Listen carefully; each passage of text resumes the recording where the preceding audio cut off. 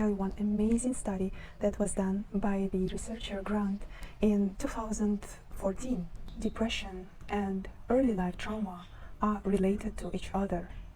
And in her previous studies, Professor Grant found that there is hypersensitivity and hyperactivation of amygdala, is the part of the brain which is responsible for emotional regulation. And she found that it was hyperactive in major depressive disorder group, but only a subgroup of them who had a childhood trauma. And in this study, she was wondering why.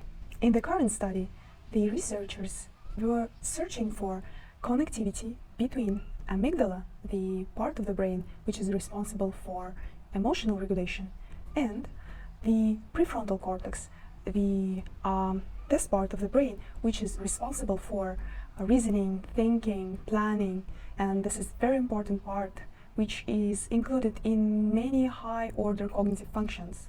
And they were searching for connectivity of amygdala and medial prefrontal cortex and lateral prefrontal cortex.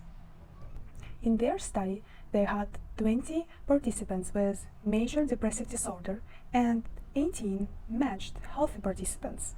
And they were doing affective flanker task, which is about to discriminate the neutral faces and emotional faces.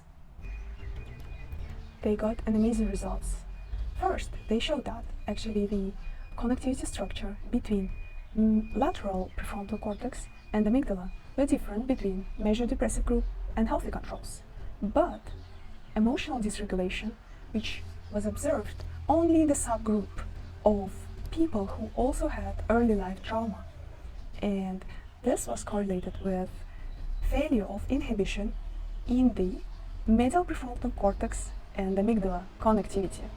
This once more highlights that even if the trauma occurred many times ago, and it was some childhood trauma such as sexual or physical abuse, neglect, or loss or illness of the loved ones, this effect could persist throughout of life and worsen other psychiatric disorders. The good news are that the trauma could be healed, and for more ways to heal the trauma, scientifically proven, and for more studies, don't forget to follow.